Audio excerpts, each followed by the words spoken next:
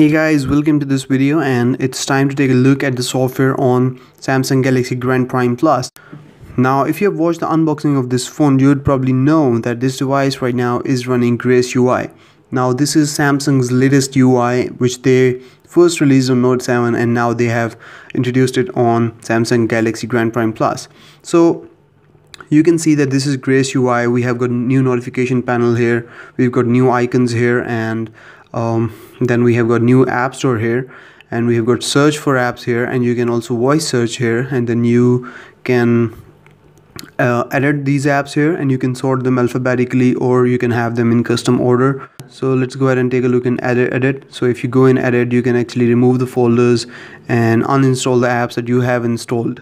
So that's basically the app launcher here, and here we have got Samsung's home launcher. This is not a custom launcher, not a third-party launcher. So let's go ahead and take a look at this one. So you can pinch to get the home screens here, and then you can change home screens by simply tapping on this home button on the top, and below you can access the wallpapers, widgets, and then screen grid. You have got 3 levels. You can get them 4x4, 4x5, and 5x5. So that's basic Samsung's launcher, but they have done something new here, something more useful here.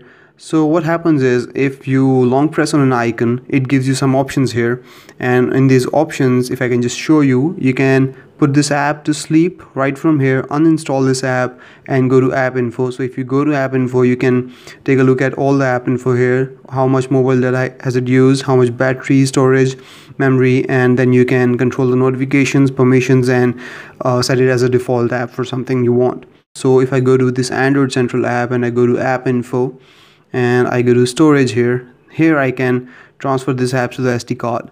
So if I can just press the SD card, move it, and it will just transfer to the SD card. And we also have got a secure folder here this time, and let me just show you. We also have to set it up first.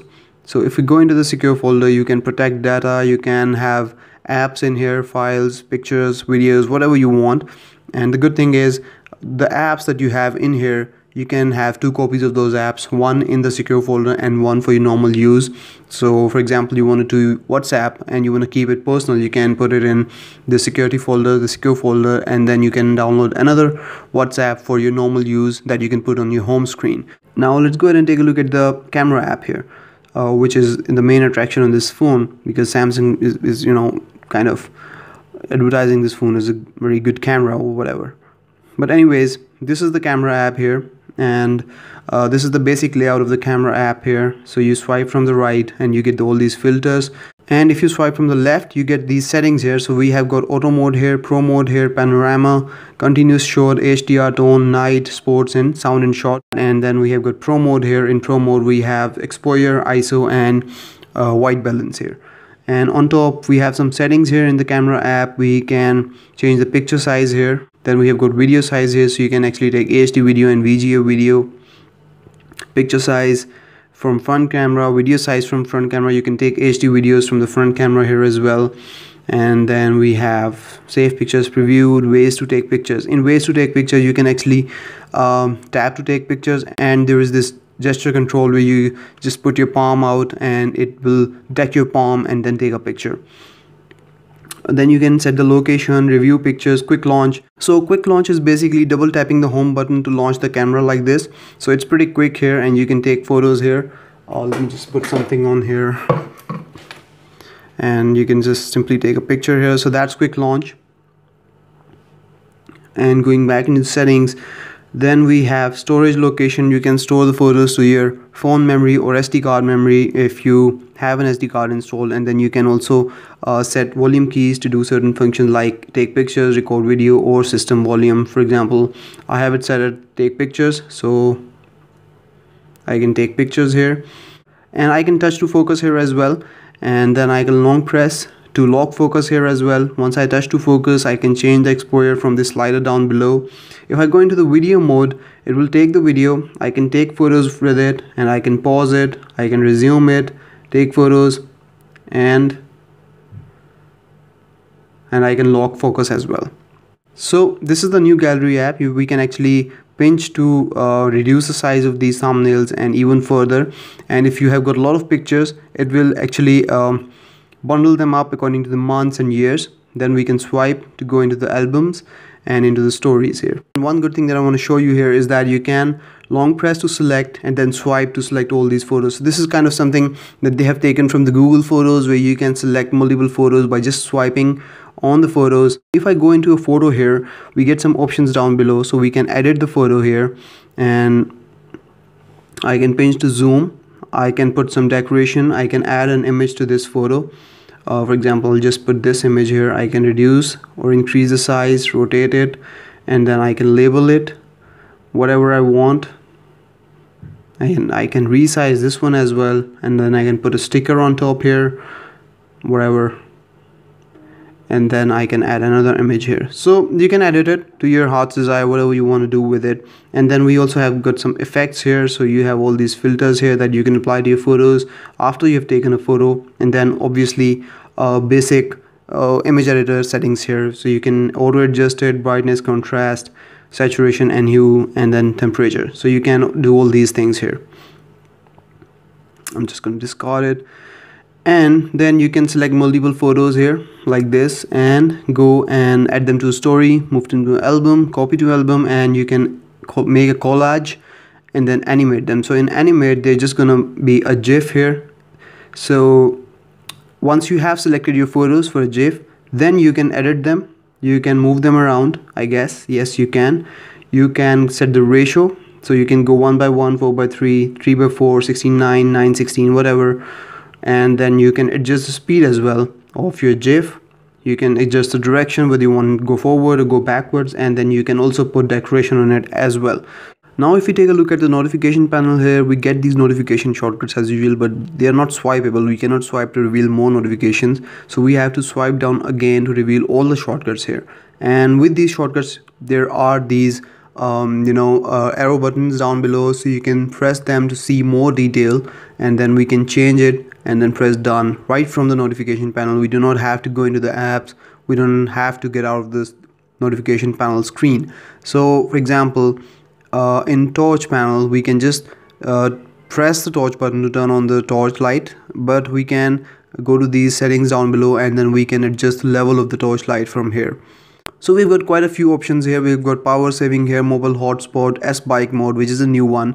So what it does is that it allows you to filter out calls while you're driving. So when you're driving, just press this button on, and only a number of people will be able to call you, and only urgent calls will be able to get through to you. Do not disturb mode is here as well, and then we've got sync here. Long press on any of them, and then you can change their sequence to your desire, whatever you want, wherever you want them to be, and then just press the done button and you'll be done. Down below we have got the brightness panel here, so you can change the brightness of the panel here. For outdoors, you can simply press this button and it will just maximize the brightness for outdoor use. And then we have got universal search down here, so you can write here and you can use your voice to search anything. Now this is universal search on your device. For your device, you can search apps, settings, contacts, messages, or whatever. So let's go ahead and try this one. I'll just write Google, and then you can see that I've got Google app here, I've got Google settings here, I've got Google location service, Google subtitles. In settings app, you see that it's cleaned up and the round circles are gone, and it's very clean user interface. We have got search here to look for settings quickly. So we have got connections here, so your Wi-Fi, Bluetooth, data usage, flight mode, mobile hotspot, and tethering, it all lives here. SIM card manager is here, location, battery saving, so your location is here. More settings, in more settings, so you can have nearby device scanning, printing, and VPN settings all tucked inside connections. In sounds and vibration, we've got sound mode, so you can actually shift between mute, vibrate, and sound. You can control vibrate while ringing. Then you can control the volume of ringtone, media, notification, and system sounds. Then we've got ringtones, vibration pattern. You can change vibration pattern, basic call, heartbeat, TikTok, or whatever you want to do. Do not disturb mode is here as well. Touch sounds, screen lock sounds. I actually don't like these, so let's go ahead and turn them all off. Keyboard sounds are here, and then sound quality and effects. So this is basically equalizer for your music player. Let's go ahead and take a look at the notifications next. So in notifications, you have got all your apps whose notifications are turned on. You can turn them all off at the same time or individually, whatever you want to do.